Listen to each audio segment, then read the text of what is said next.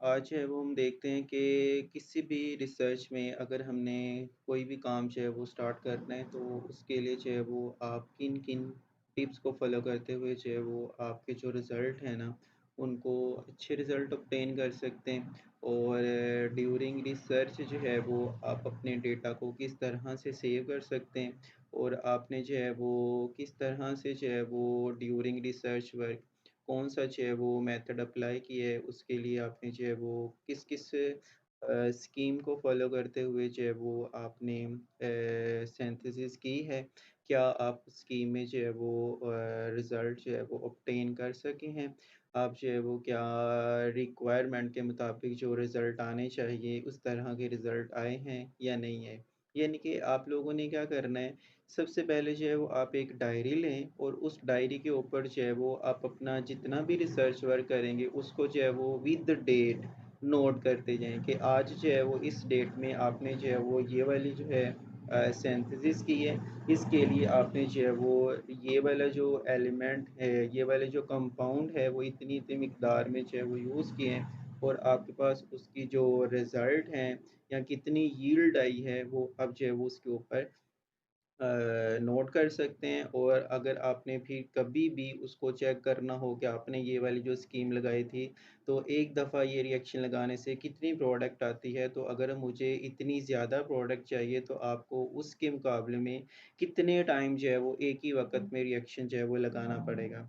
तो उसके लिए जो है वो कुछ टिप्स हैं, उसके बाद जो है वो हमारे पास कंटेंट्स है, इस स्लाइड्स में जो है वो हम टोटल 10 मेन पॉइंट को जो है वो एक्सप्लेन करेंगे और इससे जो है वो मैं उम्मीद करूँगा कि आपको जो है वो ज़्यादा से ज़्यादा जो है वो समझ आ जाएगी।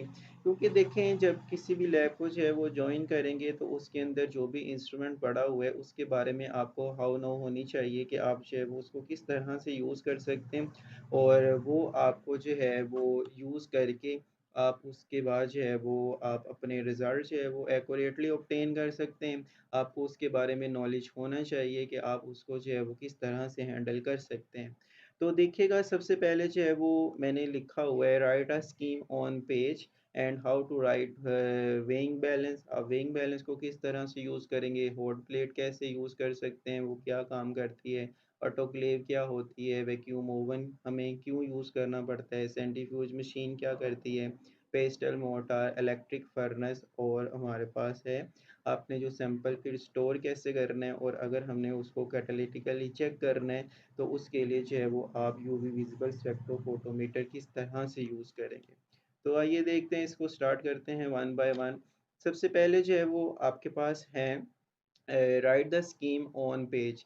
देखें आपने जो भी पेपर सेलेक्ट किया है जिसको फॉलो करते हुए जो है वो आपने कोई भी सिंथेसिस करनी है या कोई भी उसको अप्लाई करना है उसके ऊपर, तो सबसे पहले जो है वो आप उसकी जो है वो स्कीम फाइंड आउट करते हैं। स्कीम असल में होती क्या है कि जो दूसरे पेपर में जिसको आप फॉलो करके प्रोडक्ट बनाना चाह रहे हैं उसने क्या कौन सा कंपाउंड या कौन सा रिएजेंट यूज़ किए हैं, कितनी अमाउंट में यूज़ किया है और फिर उसके बाद उसने उसके ऊपर कौन-सा मेथड अप्लाई करके उसको जो है वो सिंथेसाइज़ किया है, उसको जो है वो आप टू द पॉइंट यानी कि आप जो है वो शॉर्ट फॉर्म में लिखेंगे कि सबसे पहले जो है जैसे मैंने यहाँ पर 3 डिफरेंट फिगर ऐड की है।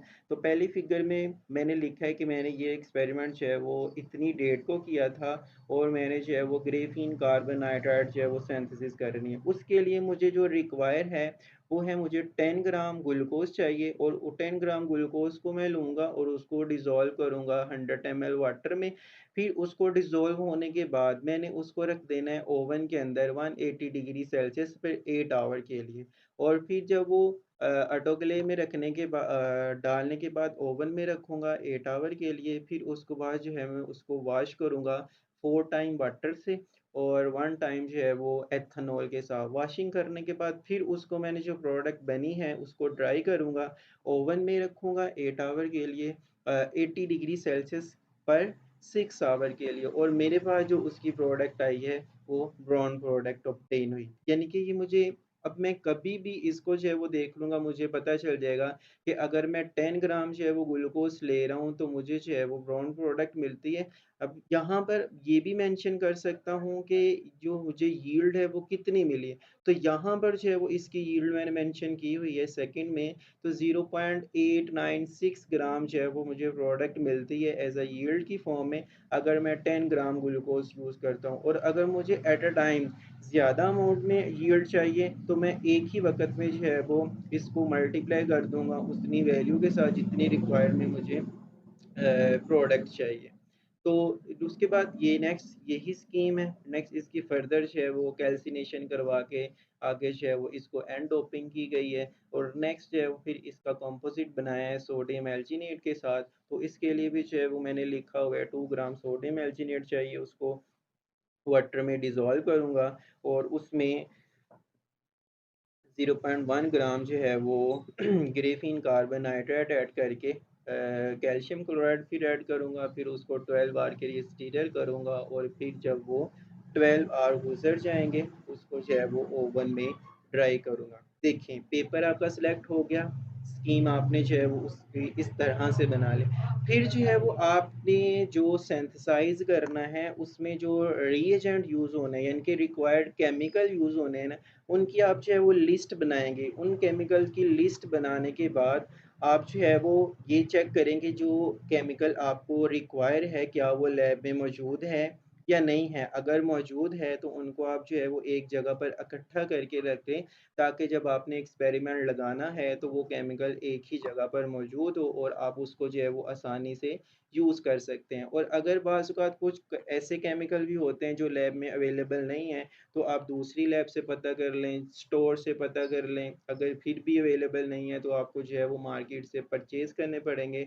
और इम्पोर्टेंट बात ये कि जब तक आपके जो केमिकल जो है वो कंप्लीट नहीं हो जाते जो आपको रिक्वायर है, तब तक जो है वो आप अपना एक्सपेरिमेंटल सेटअप नहीं लगाएँगे। इसलिए सबसे पहले जो है वो आप लिस्ट बना के केमिकल जितनी रिक्वायर अमाउंट में रिक्वायर है, उसकी अवेलेबिलिटी को जो है वो यकीनी बनाएँगे। फिर उसके बाद जो है वो आप एक्सपेरिमेंटल सेटअप लगाएँगे। एक्सपेरिमेंटल सेटअप के लिए अब लेट्स सपोज़ आपके जो है वो केमिकल जो आपको चाहिए थे वो आपने जो है वो परचेज़ कर लिए हैं, फाइंड आउट कर लिए हैं, अब वो जो है वो आपके पास अवेलेबल है। नेक्स्ट जो है वो आपके पास ये देखें कि इसके लिए मेरे पास अपरेटस जो है वो कौन-कौन सा यूज़ होगा। कितने एमएल वाला बीकर चाहिए, उसके बाद जो है वो कितने बीकर चाहिए, उनको जो है वो आप अच्छी तरह से वॉश करें, जो भी स्टीरर चाहिए।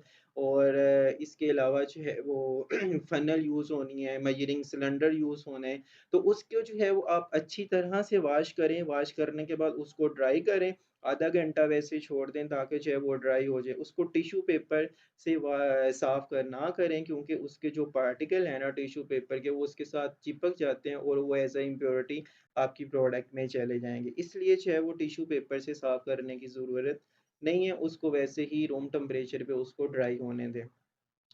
ठीक है, उसके बाद नेक्स्ट जो है वो आपने ये काम करना है कि आपने जो भी रिएजेंट कितना-कितना केमिकल जो है वो यूज़ होना है, उसको जो है वो आप वेइंग बैलेंस यूज़ करते हुए उसका वेट फाइंड आउट करेंगे। अब वेइंग बैलेंस यूज़ करके आपने उसका अगर वेट फाइंड करना है कि कितनी रिक्वायर अमाउंट में आपको वेट चाहिए, तो आप क्या करेंगे, छोटे-छोटे पेज बना लें और उसके ऊपर पहले जो लिस्ट के ऊपर आपने केमिकल लिखे थे ना, हर पेज के ऊपर आप मेंशन कर दें कि मुझे इतने ग्राम जो है वो ये प्रोडक्ट चाहिए, इतने ग्राम ये प्रोडक्ट चाहिए, इतने ग्राम ये वाला केमिकल चाहिए। तो जब आपको उस पेज के ऊपर केमिकल का नाम भी लिखा हुआ होगा और उसकी अमाउंट भी लिखी होगी, तो जब आपने उसके ऊपर जो है वो केमिकल मेज़र करना है वेट बैलेंस के ऊपर, तो बार-बार आपको जो है वो पेज के ऊपर या कॉपी को खोल के नहीं देखना पड़ेगा कि मुझे कितनी मिकदार में जो है वो ये वाला चाहिए। इसलिए जो है वो आप उस पेज के ऊपर उसका नाम और उसकी अमाउंट लिख लें, और जैसे यहाँ पर मैंने मेंशन भी किया हुआ है, आपको करके भी दिखाया कि मैं जो है वो इस तरह से करता था कि आपने क्या करना है, यहाँ पर उसका नाम लिख लेना है, उसकी अमाउंट लिख लेनी है, यहाँ पर भी उसका नाम और उसकी अमाउंट। फिर उतनी ही रिक्वायर अमाउंट में आपने जो है वो बैलेंस के ऊपर रख के उसको जो है वो मेजर कर लेना है। अब आप बैलेंस को किस तरह से यूज़ करेंगे? सबसे पहले जो है वो यहाँ पर ये वाला जो बटन है ना, इसको आप प्रेस करेंगे तो ये ऑन हो जाएगा। ऑन होने के बाद आप इसके जो विंडो है ना, उसको अच्छी तरह से क्लोज़ कर दें। यहाँ पर जो रीडिंग आ रही है ना, जो डिजिटल वैल्यू आ रही है वो 0 होनी चाहिए। अगर तो वो 0 है इसका मतलब है कि ये एक्यूरेट मेजर कर रहा है, और अगर 0 नहीं है तो इसका मतलब है कि इसमें बैलेंस में एरर आ रहा है। उस एरर को पहले आप जो है वो रिमूव करेंगे।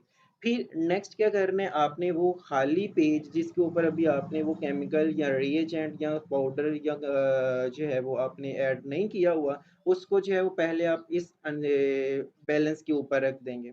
इसका कुछ ना कुछ पेज का वेट होगा, उस पेज का वेट आएगा यहाँ पर शो होगा। आपने क्या करना है, यहाँ पर टेयर का बटन है, अपने टेयर के बटन को जो है वो प्रेस कर देना है। प्रेस करने के बाद अगेन यहाँ पर रीडिंग जो है वो 0 होगी। यानी कि टेयर करने से यहाँ पर क्या हो रहा है, जो इसकी वैल्यू थी पेज की वो उसने रिमूव कर दी है। अब जो भी हम रिएजेंट इसके ऊपर ऐड करेंगे मेजर करने के लिए, अब वो सिर्फ हमें उस केमिकल या उस पाउडर का ही ना वेट करके देगा, ना कि पेज का वेट भी उसके ऊपर ऐड होगा। तो इस तरह से जो है वो हम वेइंग बैलेंस को यूज़ करेंगे। और यूज़ करने के लिए सबसे पहले आपने इसको ऑन करना है, पेज रखना है, पेज रखने के बाद फिर टेयर करना है। टेयर करने के बाद आपने जितनी अमाउंट में आपको वो कंपाउंड चाहिए वो मेजर करके आप जो है उसको बाहर निकाल लेंगे। और इस तरह से जो है वो आप वेइंग बैलेंस से इजीली किसी भी कंपाउंड का जो है वो वेट मेजर कर सकते हैं, और रिक्वायर अमाउंट के मुताबिक उसको जो है वो मेजर कर सकते हैं। उसके बाद नेक्स्ट है आपके पास हॉट प्लेट। अब देखें आपने जो है वो रिएजेंट या कंपाउंड जो है वो मेजर कर लिए कितनी कितनी रिक्वायर में वो चाहिए।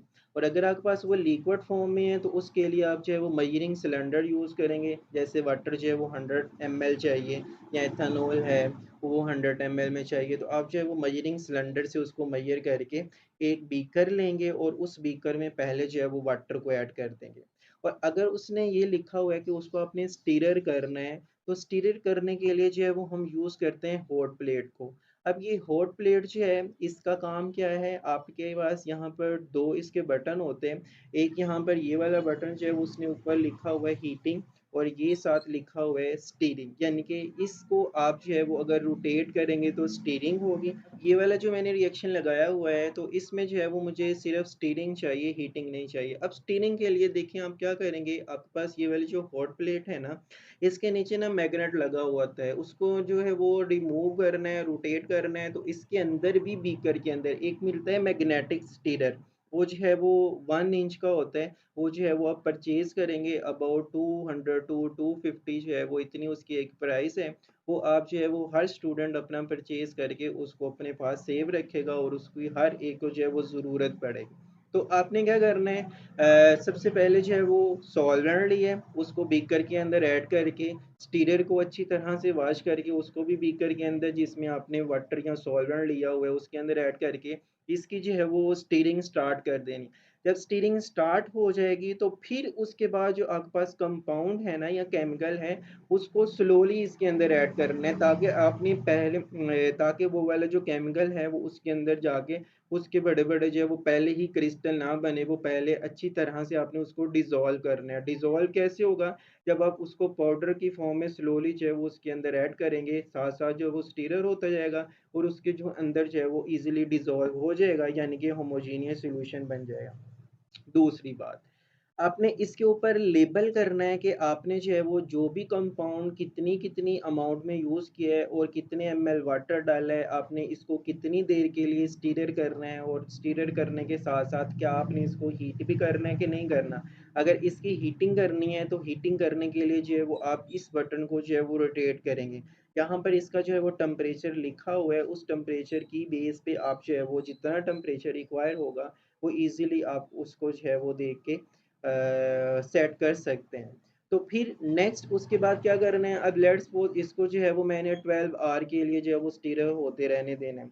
तो क्या करेंगे, आपने इसको जो है वो ऊपर क्लिंग फ़िल्म के साथ कवर कर देना है, ताकि एटमॉस्फेयर से जो है वो डस्ट पार्टिकल वगैरह जो है वो इसके अंदर ऐड ना हो, ताकि जो इम्प्योरिटीज़ वगैरह है वो उसके अंदर ना जाएँ, हमारी जो प्रोडक्ट है वो प्योर फॉर्म में ही रहे। तो इस तरह से जो है वो हम हॉट प्लेट को यूज़ करते हुए अपने सैंपल को जो है वो स्टीरर करेंगे, होमोजेनियस सॉल्यूशन बनाएँगे। स्टीरिंग रिक्वायर है तो उसकी मदद से जो है वो हम स्टीरर कर सकते हैं इसको, और दूसरे नंबर पे अगर हीटिंग रिक्वायर है तो इसको हीट भी कर सकते हैं। नेक्स्ट यहाँ पर ये वाली जो है एक छोटी सी वीडियो है, इसमें जो है वो आप देख सकते हैं कि यहाँ पर हॉट प्लेट को यूज़ करते हुए हीटिंग भी कर रहा हूँ और साथ जो है वो स्टीरिंग भी हो रही है। और ये जो है वो असल में सिंथेसिस हो रही है नैनो पार्टिकल की। उसके लिए जो है वो ये छोटी सी वीडियो आप देख सकते हैं कि किस तरह से जो है वो सोल्यूशन स्टीरर होगा। आपने उसको जो है वो कवर करना है और कवरिंग करने के साथ साथ जो है वो उसको हीटिंग भी कंटिन्यू रखेंगे और स्टीरिंग भी कंटिन्यू रखेंगे। देखिएगा, ये हॉट प्लेट है, यहाँ पर जो है वो इसकी स्टीरिंग है और ये उसका जो टेम्परेचर है, ये सोल्यूशन आप देख सकते हैं इसका जो है वो स्टीरर हो रहा है। यहाँ पर जो है वो मैग्नेटिक स्टीरर ऐड करने की वजह से ये वाला जो है वो स्टीरर होगा। अगर आप मैग्नेटिक स्टीरर इसमें ऐड नहीं करेंगे तो ये जो है वो इसकी स्टीरिंग भी नहीं होगी। और उसके बाद जो है वो आप इसको जिस तरह से मर्जी हॉट प्लेट के ऊपर रखते जाएं, फिर जो है वो सिर्फ इसकी हीटिंग ही होगी, स्टीरिंग जो है वो नहीं होगी। इसको जो है वो आपने अच्छी तरह से क्लिंग फिल्म से कवर भी करना है। सही। नेक्स्ट, अब आपने जो है वो उसको जो है वो उस होमोजेनियस सॉल्यूशन बना लिया, कितनी रिक्वायरमेंट के मुताबिक उसने टाइम दिया था, कितने टाइम जो है वो अपने स्टीरर करना है वो कर लिया। अब स्टीरिंग करने के बाद इसको जो है वो अगर आप सोल्वोथर्मल या हाइड्रोथर्मल मेथड यूज़ कर रहे हैं तो उसके लिए जो है वो हमें यूज़ करनी होती है टेफ्लॉन ऑटोक्लेव। और टेफ्लॉन ऑटोक्लेव में जो है वो आप इस सॉल्यूशन को जो है वो ऐड कर देंगे। नेक्स्ट देखें, फोर्थ पॉइंट है हमारे पास टेफ्लॉन ऑटोक्लेव। इसको हम यूज़ करते हैं सोलोथर्मल, हाइड्रोथर्मल और अदर पर्पस के लिए। अब टेफ्लॉन ऑटोक्लेव जो है वो असल में स्टूडेंट्स हमारे पास इस तरह से होती है। इसमें जो है वो कुछ इसके कंपोनेंट हैं। ये हमारे पास जो है वो टेफ्लॉन लीनियर है। ये इसका जो है वो स्टील ग्लैंड है। ये इसके जो है वो नीचे फिक्स होता है। और यहाँ पर ये इसका लिड है और स्टेनलेस स्टील रॉड है। असल में करना क्या होता है, जो हमने सॉल्यूशन बनाया, जो आपने पिछली वीडियो में देखा, उस सॉल्यूशन को जो है ना वो आपने इस चैम्बर के अंदर ऐड कर देना है। और इस चैम्बर में जो हमारी लैब में अवेलेबल है उसकी कैपेसिटी है 100 ml। और अप्रोक्सीमेटली उसमें जो है वो आप मैक्सिमम 80 to 90 ml ही जो है वो ऐड करेंगे। इसको टाइटली फिल्ड नहीं करना, थोड़ी सी स्पेस जो है वो इसमें एम्प्टी छोड़ देना। सॉल्यूशन इसमें डालने के बाद नेक्स्ट क्या करेंगे, आप इसको इसके अंदर ऐड कर देना है स्टील चैम्बर में। और चैम्बर में ऐड करने के बाद ये वाला जो लिड है वो इसके आप ऊपर रखेंगे और ऊपर रखने के बाद इसको जो है वो इसके लिड को इसके ऊपर लगा के अच्छी तरह से टाइटली क्लोज कर देंगे। और टाइटली क्लोज करने के बाद आपने इसको नेक्स्ट रख देना है वैक्यूम ओवन में। तो ऑटोक्लेव का काम ये होता है कि उसने हाई टेम्परेचर और हाई प्रेशर पर जो है वो केमिकल रिएक्शन करवाना है। इसलिए हम इसको सोल्वोथर्मल और हाइड्रोथर्मल कहते हैं। सोल्वोथर्मल हमारे पास असल में वो मेथड होता है जिसमें हम other than water solvent use करते हैं। और हाइड्रोथर्मल वो मेथड होता है जिसमें जो है वो वाटर को एज अ सॉल्वेंट यूज़ करते हैं। और दोनों में प्रोसेस जो है वो सेम है, बस सॉल्वेंट का जो है वो डिफरेंट होता है। नेक्स्ट है हमारे पास ओवन। हमने उस सैंपल को जो है वो ऑटोक्लेव में डाल दिया। अब ऑटोक्लेव में डालने के बाद आपने क्या करना है, ओवन के अंदर रखना है। हमारी लैब में जो ओवन अवेलेबल है उसको नाम देते हैं वैक्यूम ओवन। अब इसमें आपने ओवन में सैंपल को ऑटोक्लेव में डालने के बाद ओवन के अंदर रख दिया। नेक्स्ट देखिए बच्चों, आप क्या करेंगे, नेक्स्ट हमारे पास काम ये होगा कि हमने इसका टेम्परेचर सेट करना है कि ये टेम्परेचर इसका कितना रखना है और कितने आर के लिए रखना है। जैसे मैंने शुरू में आपको स्कीम दिखाई थी ना, उसमें उसने लिखा हुआ है कि हम 180 डिग्री सेल्सियस पे रखेंगे 6 to 8 आवर के लिए। तो यहाँ से जो है वो आपने इसके आवर सेट करने हैं और यहाँ से इसका जो है वो टेम्परेचर सेट करने। टेम्परेचर और टाइम को सेट करने के लिए आप क्या करेंगे, यहाँ पर ये जो छोटा बटन दिया हुआ है ना, स्मॉल बटन, इसको जो है वो अपने फिंगर से प्रेस करके रखने। जब आप प्रेस करके रखेंगे तो ये वाला जो टाइम है और टेम्परेचर है, ये दोनों जो है वो फर्स्ट टाइम जो है वो दोनों ही जो है वो गायब हो जाएंगे, यहाँ पर नज़र नहीं आएंगे। उसके बाद नेक्स्ट आपने क्या करना है, आप इसको थोड़ा सा छोड़ेंगे।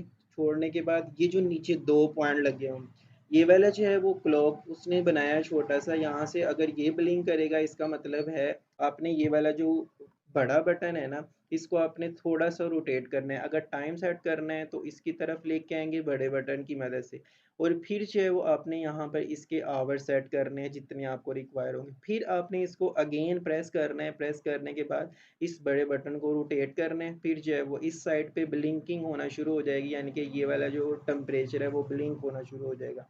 आपको जितना टेम्परेचर रिक्वायर है उसको आप उतना सेट करके अगेन जो है वो आप इसको एक दफ़ा प्रेस करके छोड़ देंगे। यहाँ पर जो है वो टेम्परेचर उसने मेंशन कर देना है कि वो टेम्परेचर आहिस्ता-आहिस्ता जो है वो इंक्रीज़ होना शुरू होगा, और वो वाला टेम्परेचर जो है वो उतनी देर तक इंक्रीज़ होता जाएगा जब तक आपका जो है वो टेम्परेचर जो सेट किया है वहाँ तक पहुँच नहीं जाता।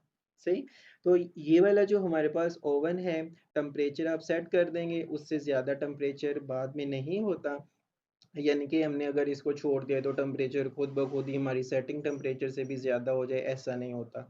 और दूसरी बात ये कि जितने टाइम के लिए हमने वो टेम्परेचर सेट किया है उतने टेम्परेचर के बाद ये वाला जो ओवन है वो खुद ब खुद ही टेम्परेचर को जो है वो फिर फर्दर डिक्रीज़ करना शुरू कर देता है। यानी कि अगर बाज़ औक़ात हम इस ओवन को बंद नहीं कर रहे, या कोई कोई ऐसा जो है वो सिनेरियो है कि हम इस ओवन को बंद नहीं कर पा रहे या कर नहीं सकते, तो उसके बाद जो है वो आपने इसको परेशान नहीं होना, ये ओवन जो है वो खुद ब खुद ही बंद हो जाएगा, और इसमें जो है वो आपके रिएक्शन के ऊपर कोई फ़र्क नहीं पड़ेगा। और साथ हमने अगर इसको सैंपल को जो है वो ड्राई करना है, ड्राई करने के लिए भी जो है वो हम इसके अंदर रख के उसको ड्राई कर सकते हैं, वो नेक्स्ट मैं बताता हूँ।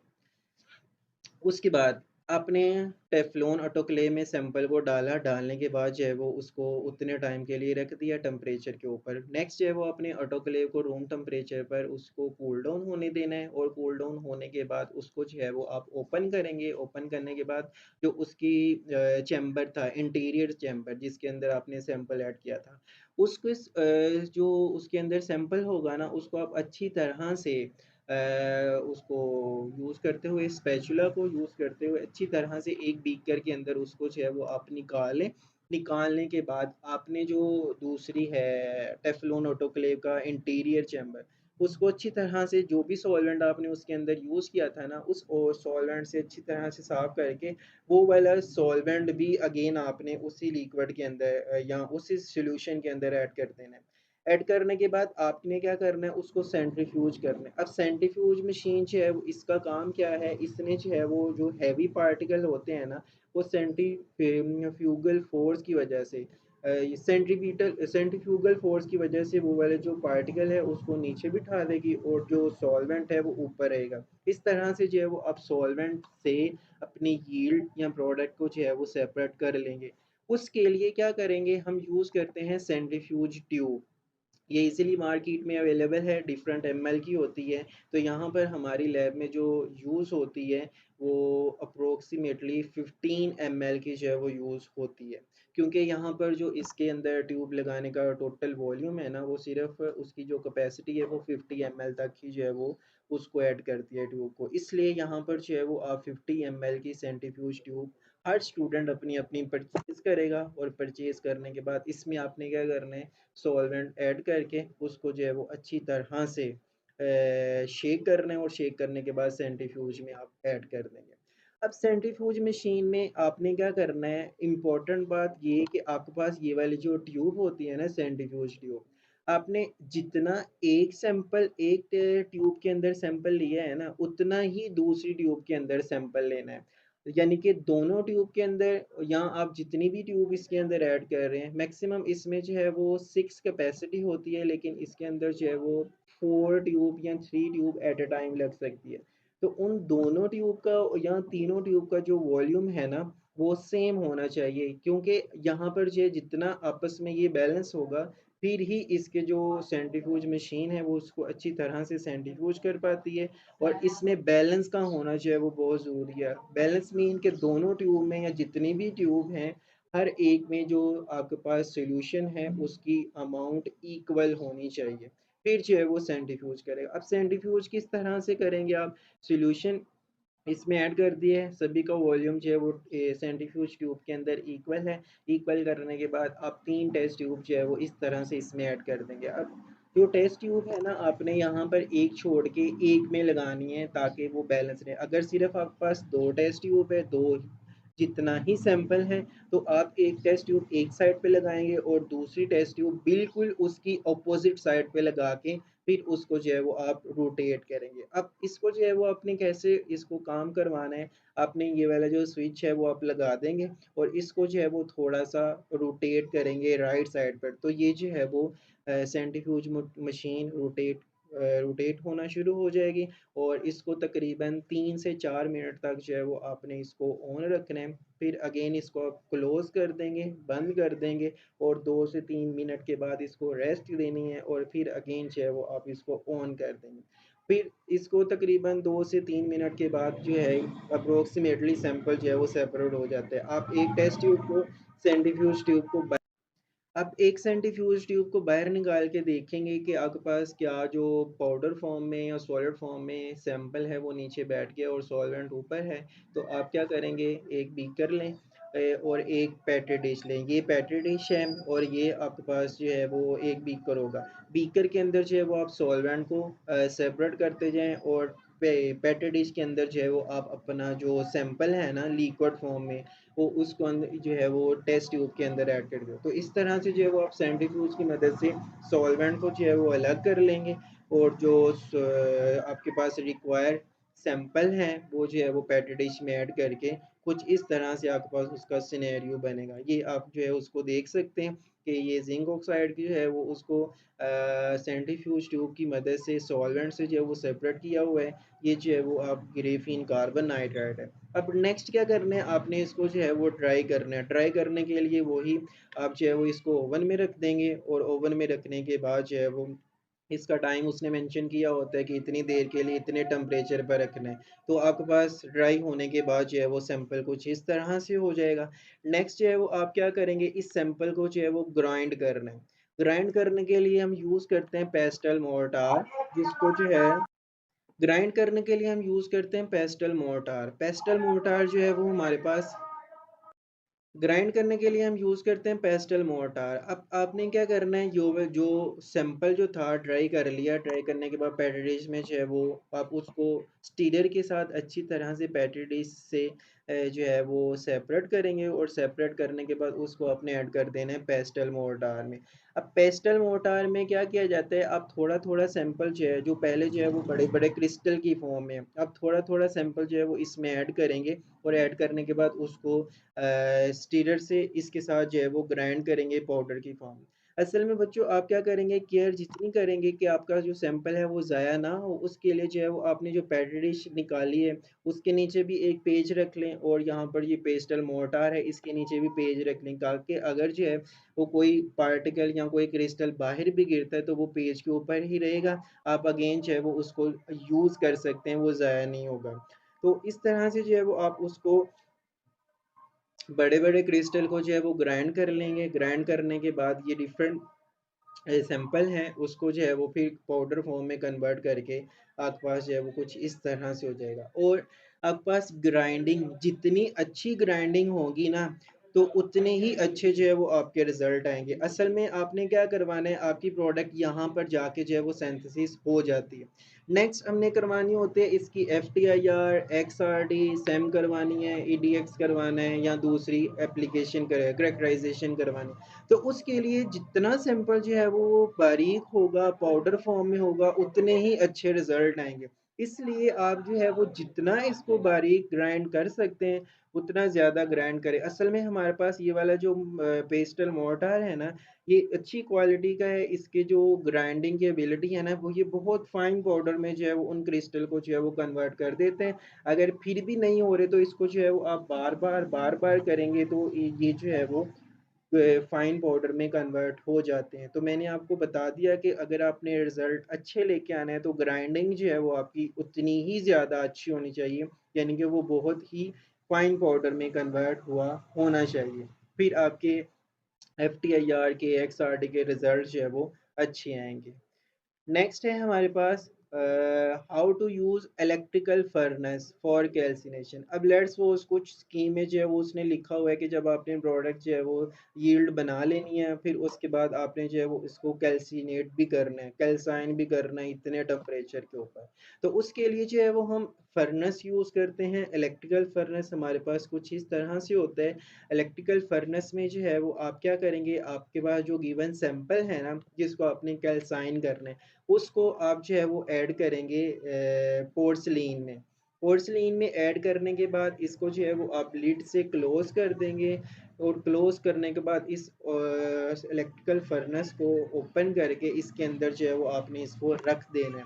रखने के बाद नेक्स्ट इसका ये वाला जो है वो स्केल है, जिसका आपने जो है वो टेम्परेचर सेट करना है। असल में ये वाला जो इलेक्ट्रिकल फर्नेस है ना, ये हमारी लैब में अवेलेबल नहीं है सर। अदनान की लैब में जो है वो हम इसको जाके यूज़ करते हैं। इसमें जो टेम्परेचर है ना, टेम्परेचर कंट्रोल नहीं होता। यानी कि अगर मैंने इसको टेम्परेचर को 600 टेम्परेचर तक जो है वो डिग्री सेल्सियस तक रखना है, तो ये जो है वो टेम्परेचर खुद ब खुद ही आगे इंक्रीज़ होता जाता है, जिसकी वजह से जो है वो जितनी देर तक कैल्सिनेशन होगी, कैल्सिनेशन करनी है, आपने इसके करीब बैठे रहना है। अगर टेम्परेचर जो है वो इससे इंक्रीज़ हो रहा है, तो आप इस रोटेटर की मदद से उसका टेम्परेचर जो है वो कम कर देंगे। यानी कि लेट्स सपोज आपने जो है वो सैंपल इसके अंदर रखा, रखने के बाद क्या करेंगे, आप जो है टेम्परेचर आपको चाहिए 600 डिग्री सेल्सियस, और आपने पहले सेट कर दिया 600 डिग्री सेल्सियस। जब टेम्परेचर इसका 500 के करीब करीब आएगा ना, तो आपने 600 से डी टेम्परेचर जो है वो थोड़ा सा कम कर देना है। और थोड़ी देर तकरीबन 15 मिनट आधा घंटा गुजरने के बाद आप देखेंगे टेम्परेचर जो है वो 600 तक पहुंच जाएगा। फिर जो है वो अगर वो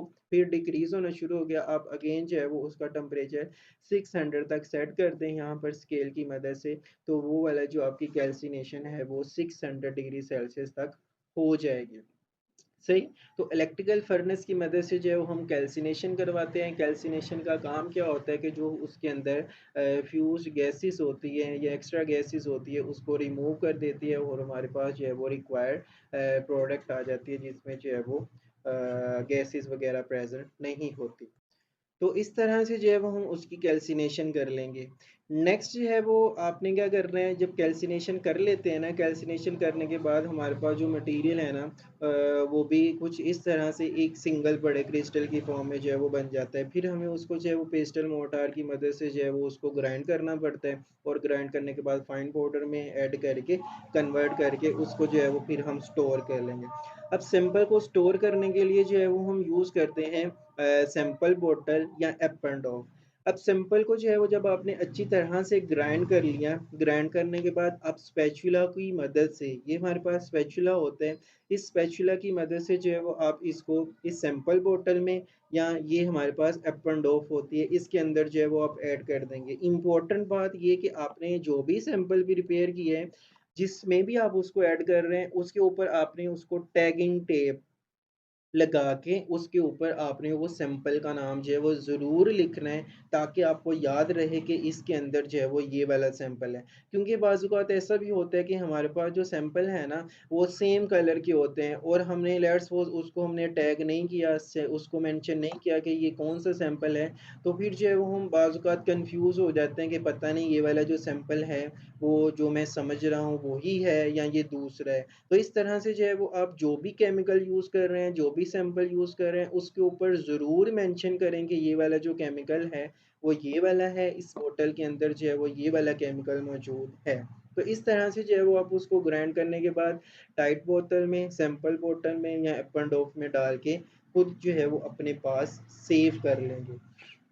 और लास्ट पे जो है वो हम, अगर हमने सैंपल बना लिए और उसकी सैंपल की जो है वो नेक्स्ट हमने कैटालिटिकल एप्लीकेशन यूज़ करनी है।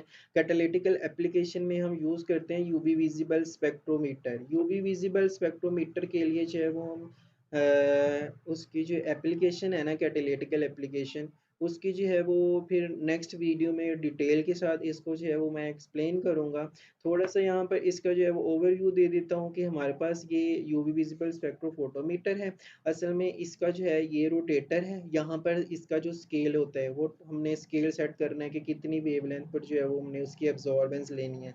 यहाँ पर इसकी जो है ट्रांसमिटेंस और एब्जॉर्बेंस आ रही होती है, और ये इसमें जो है वो कीवर्ड्स है, जिसमें हमने सैंपल और रेफरेंस रख के इसके जो है वो एब्जॉर्बेंस नोट करनी होती है। और यहाँ पर ये इसका हैंडल है, हैंडल की मदद से जो है वो हम इसकी में जो सैंपल होल्डर है उसकी पोजीशन चेंज करके एब्जॉर्बेंस जो है उसको हम नोट कर सकते हैं। और इसकी मदद से जो है वो आप इसकी कैटालिटिकल एप्लीकेशन करेंगे। कैटालिटिकल एप्लीकेशन को जो है वो हम फिर नेक्स्ट वीडियो में डिटेल के साथ स्टडी करेंगे कि आपने जो है वो किस तरह से और किस तरीके से जो है वो आप इसको ईज़िली परफ़ॉर्म कर सकते हैं और किसी भी डाई की जो है वो एब्ज़ॉर्बेंस नोट कर सकते हैं। तो थैंक यू सो मच। मैं उम्मीद करता हूँ कि आपको जो है वो इसकी समझ आई होगी। और अगर फिर भी आपका कोई क्वेश्चन है या आपकी जो कोई भी कन्फ्यूजन है तो आप जो है वो कमेंट्स बॉक्स में क्वेश्चन कर सकते हैं।